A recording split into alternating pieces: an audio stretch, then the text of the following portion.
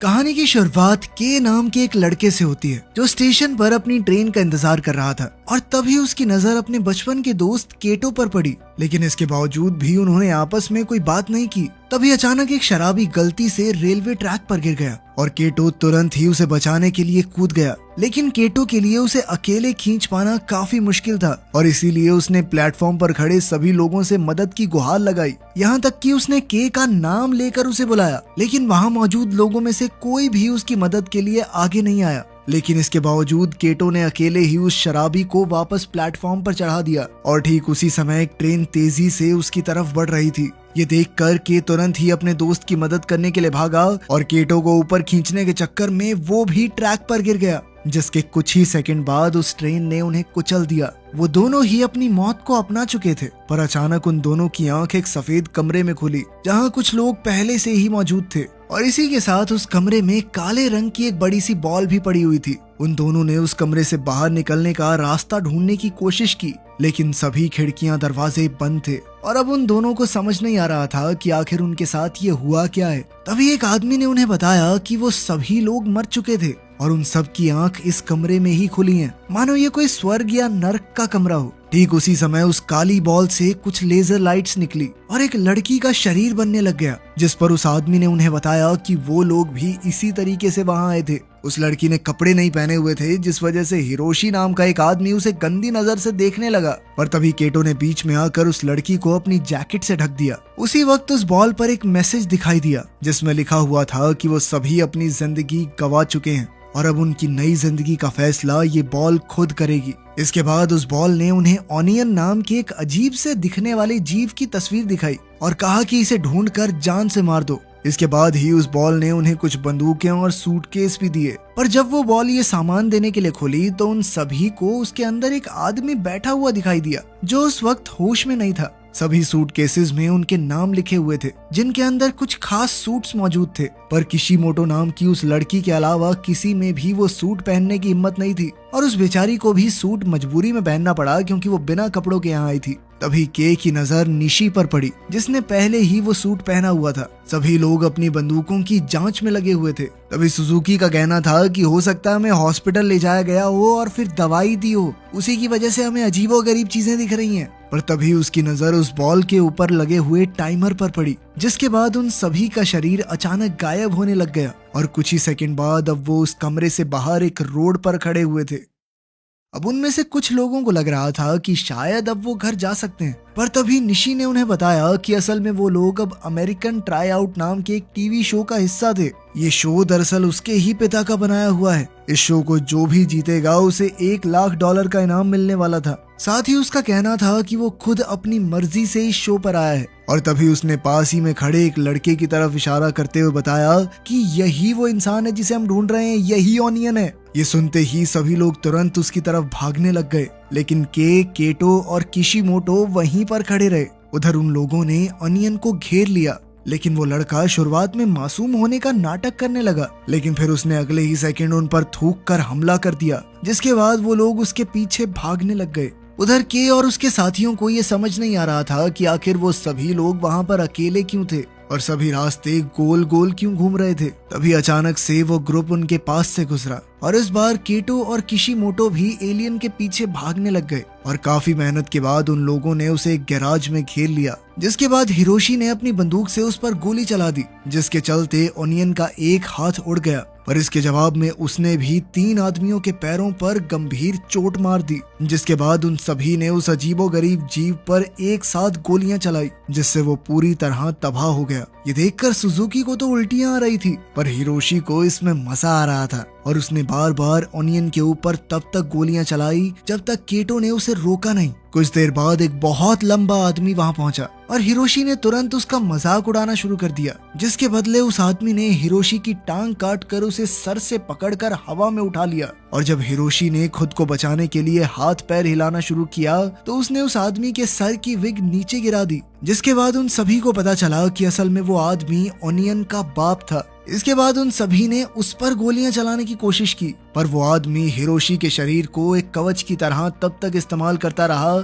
जब तक वो फट के टुकड़ों में बट नहीं गया। इसके बाद उसने अपने लंबे लंबे नाखूनों से उन सभी को मारना शुरू कर दिया।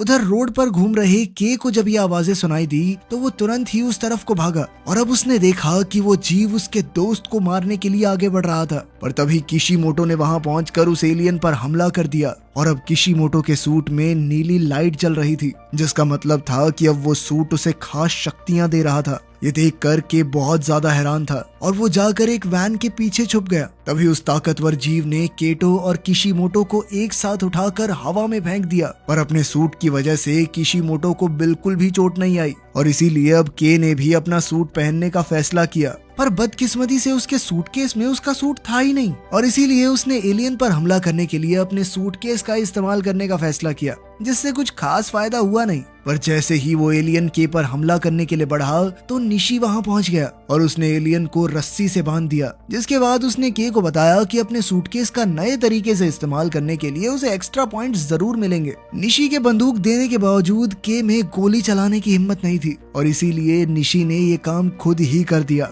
इसके बाद उन चारों को वापस उस कमरे में बिना किसी चोट के निशान के भिजवा दिया गया और कुछ देर बाद सुजुकी भी वहां पहुंच गया, जिसके बाद निशी ने उन्हें बताया कि जब तक वो लोग पूरी तरह से नहीं मर जाते तब तक उन्हें वापस इस दुनिया में बिल्कुल ठीक करके भेज दिया जाएगा। और साथ ही उसने उन्हें इस बॉल का नाम गैंट्स बताया जो ये सब कुछ कंट्रोल कर रही थी। इसके बाद उन सभी को 0 पॉइंट्स के साथ साथ काफी सारी बेइज्जती भी मिली और वहीं निशी को 5 पॉइंट्स मिले, जिसके साथ अब उसका टोटल स्कोर 79 था। और अब उस बॉल में मरने वालों की तस्वीरों में हिरोशी और उसके साथियों की तस्वीरें भी जुड़ गई थी। ये सब देखकर निशी काफी खुश था और इस बात से गुस्सा होकर केटो ने उसका गला पकड़ लिया। अब वो जानना चाहता था कि आखिर निशी ने बाकी लोगों को क्यों नहीं बचाया, पर निशी ने अपने सूट की शक्तियों का इस्तेमाल करके केटो के हाथ को जोर से मरोड़ना शुरू कर दिया। वो तब तक नहीं रुका जब तक के ने उसके ऊपर बंदूक नहीं तान दी। पर तभी अचानक वो लोग वापस अपनी दुनिया में आ गए जहाँ सब कुछ बिल्कुल नॉर्मली लग रहा था।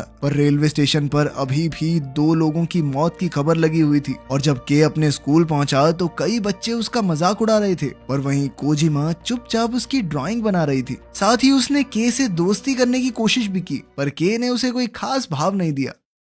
उस दिन के ने केटो के पुराने एड्रेस पर जाकर उसे भी ढूंढने की कोशिश की, पर अब तो उस एड्रेस पर सिर्फ एक पार्किंग लॉट था। इसके बाद वो उस गली में गया जहां वो मिशन हुआ था। उसे वहां कुछ सबूत तो मिले लेकिन गैराज पूरी तरह से साफ था। तभी उसकी नजर किशिमोटो पर पड़ी, जिसने उसे बताया कि उसे भी सब कुछ याद था। साथ ही उसके पास वो सूट भी मौजूद है, जिसका मतलब साफ था कि वो लोग सपना तो नहीं देख रहे थे। इसके बाद किशिमोटो ने उससे उसके घर में रहने की इजाजत मांगी, जिसके लिए के तुरंत ही तैयार हो गया। घर पहुंचकर उसने बताया कि असल में वो पहले अपने बॉयफ्रेंड के साथ रहती थी और जब ब्रेकअप हुआ तो उसका दिल टूट गया, जिसके बाद वो शराब पीकर कब बाथटब में डूब गई उसे पता ही नहीं चला। जिसके बाद अचानक से उसकी आंखें उस गेम में ही खुली, वो भी बिना कपड़ों के। किशिमोटो के पास अब भी केटो की जैकेट थी जिसमें उसकी डायरी भी मौजूद थी। जब के ने उस डायरी से उसका नया एड्रेस निकालने की कोशिश की तब जाकर उसे पता चला कि केटो असल में जमानत पर बाहर था। उधर केटो को नींद में भी उस अजीबोगरीब जीव के सपने आ रहे थे और जब वो घबराहट के मारे बाथरूम में गया तो उसका छोटा भाई आयुमु उससे उसका हाल चाल पूछने आया, लेकिन केटो ने उसे झूठी तसल्ली देकर वापस भेज दिया। जैसे ही आयुमु वहां से गया ठीक उसी वक्त केटो के और उनके बाकी साथियों के साथ साथ 3 नए लोग उस सफेद कमरे में पहुंच गए, जिसमें एक औरत, एक बूढ़ी दादी और एक रोता हुआ छोटा बच्चा शामिल थे। तभी गैंट्स ने उन्हें उनके आज के मिशन के बारे में बताया, जिसमें उन्हें तनाका नाम के एक एलियन को खत्म करना था। साथ ही निशी ने उन्हें ये भी बताया कि वो लोग कभी भी गैंट्स से नहीं बच सकते और जितने भी लोग मरेंगे उतने नए बुला लिए जाएंगे। और ये बात सुनते ही के और केटो समझ गए थे कि निशी ने कल उन 3 लोगों को बलि का बकरा बनाकर इस्तेमाल किया था, लेकिन तब तक निशी और बाकी 2 लोग गायब होना शुरू हो गए थे, इसलिए बाकी सभी ने तुरंत ही अपने हथियार उठा लिए। दादी और वो छोटा बच्चा सबसे पहले एलियन के सामने आए और उस एलियन ने बड़े ही आराम से गाने सुनते हुए उन्हें जान से मार दिया। और जब के वहां पहुंचा तो वो अपने सामने पड़ी लाश को देखकर डर गया। उस वक्त भी वो एलियन वहीं खड़ा होकर बाकी लोगों का इंतजार कर रहा था, पर बदकिस्मती से के का एक हाथ और गोली अभी तक नहीं आया था और जैसे ही एलियन ने उस पर हमला किया तो वो अपने सूट की बदौलत बच गया और फिर ऐन वक्त पर उसने भी अपनी बंदूक से एलियन पर हमला कर दिया, जिसमें उस एलियन का रेडियो टूट गया, जिसके बाद वो बहुत ज्यादा गुस्से में आ गया अब उसने निशी को इनविजिबल मोड से बाहर लाने के लिए एक जोरदार हमला किया, जिसके चलते निशी एक वेंट के जरिए नीचे गिर गया। जिसके बाद उस एलियन ने उसके ऊपर चढ़कर उसे इतनी जोर से मारना शुरू किया कि उसका सूट तक टूट गया। तभी केटो ने बीच में कूदकर उस एलियन को रोकने की कोशिश की और जैसे ही वो दोनों जमीन पर गिरे तो उस एलियन ने एक बार फिर केटो पर लाइट से हमला करने की कोशिश की, पर केटो ने अपने सूट की ताकत से उसे हवा में उठा दिया। उधर के निशी को देखने के लिए जब उसके पास पहुंचा तो निशी ने उससे कहा कि 100 पॉइंट कमा कर मुझे दोबारा से जिंदा कर देना, जिसके बाद उसने अपना दम तोड़ दिया। उधर उस एलियन ने केटो को मुक्का मारने के बाद अब किशीमोटो पर हमला करने की कोशिश की, पर एन वक्त पर केटो ने बीच में आकर उसे बचा लिया। वहीं के उस एलियन पर गोली चलाना चाहता था, लेकिन उस वक्त वो एलियन उसके दोस्तों के बहुत ज्यादा करीब था। जब वो एलियन केटो को शूट करने लगा तो किशीमोटो ने उस पर एक पाइप से हमला कर दिया, जिसके बाद वो किशीमोटो को मारना चाहता था, पर किशीमोटो ने उसे रोकने के लिए उसे लात मारने की कोशिश की, जिसके बाद उस एलियन ने उसे उठाकर केटो की तरफ फेंक दिया। साथ ही वो एलियन के को मारने के लिए भागा, पर सूट से मिली शक्तियों की मदद से के ने उसे छत की तरफ फेंक दिया। और जब उस एलियन ने दोबारा हमला करने की कोशिश की तो के ने उस पर हावी होते हुए लगातार मुक्के मारना शुरू कर दिया, जिससे उसे काफी ज्यादा नुकसान हुआ। जब उस एलियन ने के को शूट करने के लिए ताकत इकट्ठा की तभी अचानक के ने उसके मुंह में बंदूक घुसाकर फायर कर दिया और इस तरह उस एलियन के छोटे छोटे टुकड़े चारों तरफ बिखर गए। इसके बाद वो लोग जल्द ही उस सफेद कमरे में वापस आए। अब के 7 पॉइंट्स के अलावा किसी को भी कोई पॉइंट नहीं मिला और साथ ही गैंट्स ने उसे बताया कि 100 पॉइंट्स पूरे हो जाने के बाद उसे 2 ऑप्शन दिए जाएंगे, जिसमें या तो वो अपने किसी साथी को इस गेम में वापस जिंदा कर सकता है या फिर वो किसी की भी याददाश्त मिटाकर उसे असल जिंदगी में दोबारा जिंदा कर सकता है। अगली सुबह जब के की आंख खुली तो उसने अभी भी वही सूट पहना था और अब वो उसकी शक्तियों को और अच्छे से जानना चाहता था। इसीलिए उसने अपने मामूली कपड़ों से उस सूट को ढककर शहर भर में अपनी शक्तियों की प्रैक्टिस करना शुरू कर दिया। उसी शाम के को कोजिमा का फोन आया और उसने के को कॉफी के लिए बुलाया, जहां वो उसके लिए एक स्केच बनाकर लाई थी, जिसे देखकर के ने उसे बताया कि जब वो छोटा था तो वो केटो को बदमाश बच्चों से बचाता था। उधर किशीमोटो केटो की जैकेट वापस करने के लिए उससे मिली, जहां केटो ने उसे बताया कि असल में वो जेल अपने बाप के कत्ल के इल्जाम में गया था, जो दारू के नशे में उसके छोटे भाई को बहुत ज्यादा मारता था। कुछ देर बाद केटो ने न्यूज में देखा कि पुलिस गैराज में हुई तबाही की जांच कर रही थी और उसी शाम खाना खाते वक्त आयुमू ने उसे बताया कि कुछ दिनों से उसे सपने आ रहे हैं कि उसका भाई कहीं गायब हो जाता है, जिस पर केटो ने उसे भरोसा दिलाया कि मैं कहीं नहीं जाने वाला। उस रात उन्हें एक बार फिर उसी सफेद कमरे में बुलाया गया, जहां इस बार कुछ नए लोग भी थे और उनका आज का मिशन था इल टेम्पर्ड नाम के एक एलियन को मारना। मिशन मिलते ही केटो ने सभी लोगों को सूट्स पहनने को कहा, पर वहां मौजूद प्रीस्ट कहने लगा कि मैं किसी को मारने जैसा गलत काम नहीं करूंगा। जिसके बाद वहां एक बहस शुरू हो गई, जो लोगों के गायब होने के साथ खत्म हुई। इसके बाद उन्हें एक म्यूजियम में ले जाया गया, जिसके बाहर 2 बड़े बड़े स्टैचू बने हुए थे और उन्हीं में से एक एलियन था। पर उनके प्लान डिस्कस करने से पहले ही एक नए साथी ने लेफ्ट वाले स्टैचू को गोली मारकर तबाह कर दिया, जिसके तुरंत बाद दूसरे स्टैचू ने उन पर हमला करना शुरू कर दिया, जिससे बचना ज्यादा मुश्किल नहीं था। इसी बीच उस प्रीस्ट ने म्यूजियम के अंदर जाकर प्रार्थना करना शुरू कर दिया, लेकिन जब वो अपनी आंखें बंद करता तो एक स्टैचू धीरे धीरे उसके करीब आता जाता। बाहर के और केटो स्टैचू को खत्म करने की कोशिश कर रहे थे और इसी दौरान एक और नया साथी उसी कमरे में पहुंच गया जहां प्रीस्ट मौजूद था। तभी के ने सभी लोगों को वहां से दूर जाने को कहा, जिसके बाद उसने स्टैचू के नीचे से स्लाइड करते हुए उस पर एक गोली मारी, जिससे उसका एक अंग फट गया और वो सीधा एक नए साथी पर जा गिरा। अब स्टैचू कमजोर हो गया था तो के ने सीधा उसके चेहरे पर गोली मारकर उसे खत्म कर दिया। इस बार वो अपने काम से बेहद खुश था, लेकिन केटो को ये खुश होने का मौका नहीं लग रहा था, क्योंकि इस सब में उनका एक साथी मर गया था। लेकिन के मुताबिक इसमें केटो की गलती थी, क्योंकि उसने के कहने के बावजूद सभी लोगों को वहां से दूर नहीं किया। उधर सफेद कमरे में गैंट्स का टाइमर रीसेट हो गया था। ठीक उसी समय उनकी एक जख्मी साथी म्यूजियम से बाहर निकली, जिसे देखते ही वो समझ गए कि अंदर एक और एलियन मौजूद है। जैसे ही वो तीनों अंदर पहुंचे तो उन्हें प्रीस्ट की लाश दिखाई दी, ठीक उसी समय बहुत सारे हाथ वाले स्टैचूज ने के पर हमला कर दिया, जिससे बचने के चक्कर में उसका हथियार छूट गया। मौका देखते ही स्टैचू ने उस पर कई सारे वार करना शुरू कर दिया, लेकिन तभी केटो ने बीच में आकर उसे दूर घसीट लिया, जिसके बाद वो के को किशिमोटो के पास छोड़ गया, क्योंकि उसका कहना था कि अब उसकी बारी थी अपने दोस्त के लिए लड़ने की, ठीक वैसे ही जैसे के उसके लिए बचपन में लड़ता था। इसके बाद केटो उस कमरे में वापस गया और उसके कमरे में घुसते ही एलियन ने उस पर हमला कर दिया, जिससे वो बड़ी मुश्किल से बच पाया। इसके बाद एलियन ने अचानक उससे बातें करना शुरू कर दिया, और जैसे ही केटो ने अपनी बंदूक नीचे की, तभी उस एलियन ने दोबारा हमला कर दिया, जिसमें केटो की बंदूक नीचे गिर गई। अब एलियन के मुताबिक उसे अपने दोस्तों की मौत का बदला लेना चाहिए,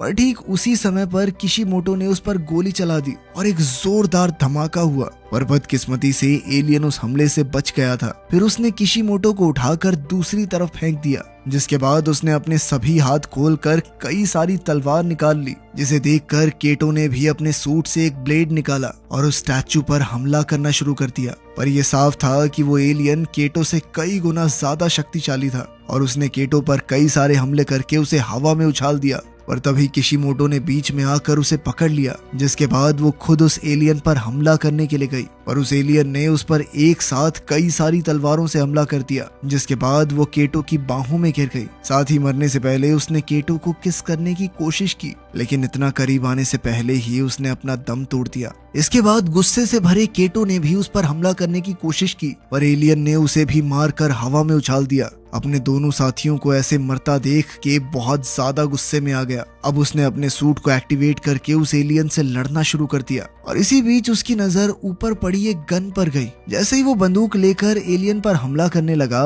तो एलियन ने अपनी तलवारों से उसे ढक लिया, जिसके बाद उसने एक छोटा सा स्टैचू जमीन पर फेंका, जो देखते ही देखते बहुत बड़ा हो गया। फिर उसने के को पकड़कर जोरदार तालियां मारने की कोशिश की, लेकिन किस्मत से के बच गया। इसके बाद उसने केटो की बंदूक लेकर उस स्टैचू पर एक फायर किया, जिसके चलते उस स्टैचू का एक हाथ उड़ गया। इसके बाद के किसी तरह से उस स्टैचू के मुंह के जरिए उसके अंदर घुस गया, जहां पहुंचते ही उसने चारों तरफ गोलियां चलाकर उसे तबाह कर दिया। अपने दुश्मन को खत्म करने के बाद के अपने दोस्त केटो के पास गया, लेकिन बात करने से पहले ही के गायब हो गया। इस बार उसके साथ सुजुकी और एक नया आदमी तो था, पर उसके दोस्तों में से कोई भी वहां मौजूद नहीं था, जिसका मतलब था कि वो लोग मर चुके थे। गैंट्स ने के को 13 पॉइंट्स दिए, जिसके बाद उसे केटो और किशिमोरो की तस्वीर मरे हुए लोगों में दिखाई दी, और जब उसने उन्हें दोबारा जिंदा करने की बात कही, तो गैंट्स ने उसे बताया कि उसके लिए 100 पॉइंट्स चाहिए थे। अगली सुबह कोजिमा ने देखा कि के काफी उदास था। उसने भी के से बात करने की कोशिश की, पर के ने उसे कोई खास जवाब नहीं दिया। शाम को रेलवे स्टेशन पर एक बच्चे का खिलौना ट्रैक पर गिर गया, और जब के ने उसे वो खिलौना वापस दिया, तो ठीक उसी समय पर ट्रेन काफी तेजी से उसकी ओर बढ़ने लगी, लेकिन के हिलने को तैयार नहीं था। पर तभी कोजिमा ने उसे जबरदस्ती ऊपर खींच लिया, जिसके बाद उसने के सामने अपने प्यार का इजहार किया। कुछ देर बाद के आयुमो को उसके भाई की मौत की खबर देने के लिए पहुंचा। उसी रात उन्होंने एक बार फिर गैंट्स को बुलाया, और इस बार के और सुजुकी के साथ साथ कई और नए लोग भी शामिल थे। और उधर केटो उसी मीटिंग के बाहर खड़ा होकर पुलिस को जांच करते हुए देख रहा था। वीडियो पसंद आई तो लाइक कर देना, चैनल को सब्सक्राइब कर लेना। मिलते हैं अगली वीडियो में।